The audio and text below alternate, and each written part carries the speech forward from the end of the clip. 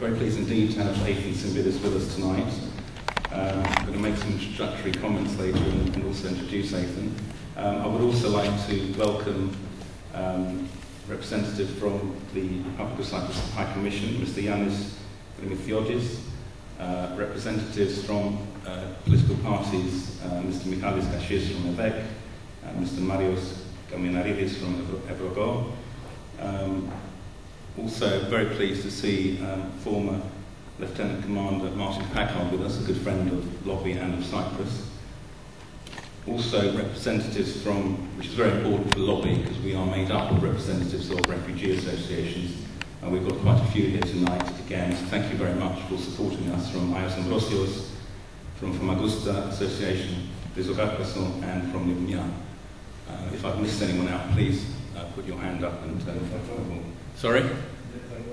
Eftagomi, of course. Now, this lecture is in line with lectures we've had earlier this year and last year on the Apostolidis case, as you know. I know some of you were here for that.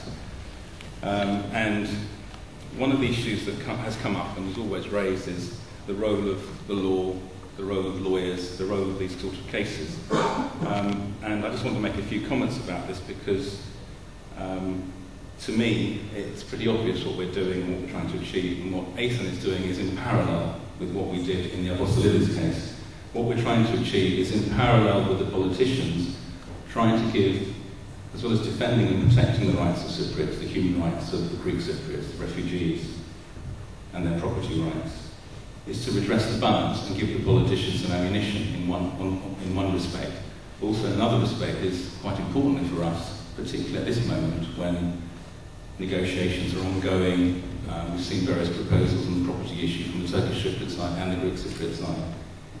That what we do as lawyers, we remind our own politicians sometimes, as well as the other side, of the basic principles that are in place and that we fought for 36 years. The title to these properties, the title to this land is ours, and it's only in our own hands to give it away. So I think when you talk about lobbying, you talk about the lawyers and our role. It's a very important role, and we've had Costas Frangeskides standing up here, we've had McDonald in the past to talk about genocideal. So it's not, it's a very important cause that we pursue, and something I'm very pleased to be able to do with Athan, or in parallel with Athan now. Now, Athan is a Greek-American attorney. He's a founder of the Tsimpedes Law Firm, based in Washington, D.C. He's enjoyed success in a variety of practice areas, including international and domestic litigation. He's represented clients against McDonald. He's currently involved in a class action litigation advocating rights of former security personnel in the U.S. In another case, he represents the Kurdish victims of the genocidal Anfal campaign against Iraq. Significantly, and a case which I'm sure Athan will talk about later, he represented Ms. Kirkham in a landmark case which concerns the principle of law called state immunity. We can talk about that later, but it's Kirkham versus Air France. Ms. Kirkham was severely injured while travelling outside the US, and Athan successfully litigated in favour of Ms. Kirkham against France, against the airline. And that's a very important case, which is also important in relation to the litigation Athan's proceeding against the occupying area in the occupied Cyprus. As you can see, there's a programme on your chair. Once Athan has spoken, we're going to be again going to welcome a good friend of ours, Dr. Cypriots, who will make some concluding remarks. And right at the end, we're going to have a question and answer session chaired by the former coordinator and current deputy coordinator, Nick. I haven't mentioned the case, that's really for Athan. So I'd really just, without further ado, I would like to ask Athan to tell us all about the case. And as I said before, it is an important case. It runs in parallel, I think, with what we're doing in Europe and in the UK. But I think it is an opportunity for all of you at the end to ask whatever questions you have as to how we can become involved and how we can support Athan's work. Thank you.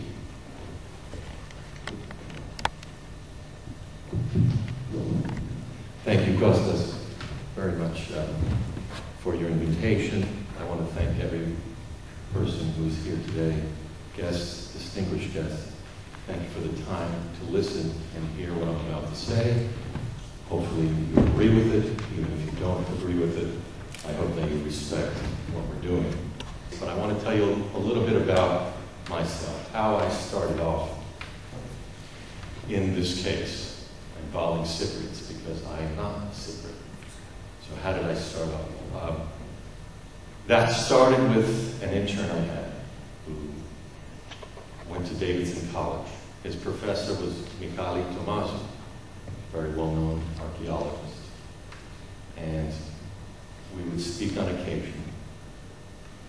And even though I'm Greek, Hellenic blood's in my veins, the Cyprus issue, I've heard about it, I gotta be honest with you, it never dawned on me as being something that you could really do something for.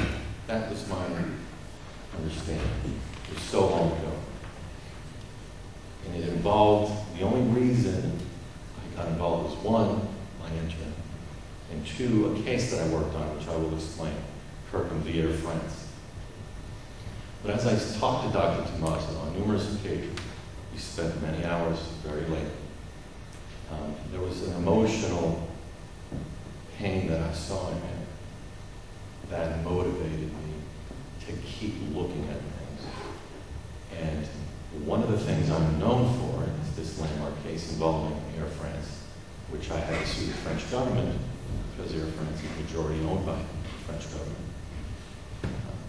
So I had to figure out a way to sue the French government in the United States for things that happened in France. My client got injured in France. So I had to figure out a way, how do I sue the French government in the United States? Well, they told me I couldn't do it. And being Greek, we're sometimes stubborn. So after my client went to numerous attorneys, she came upon me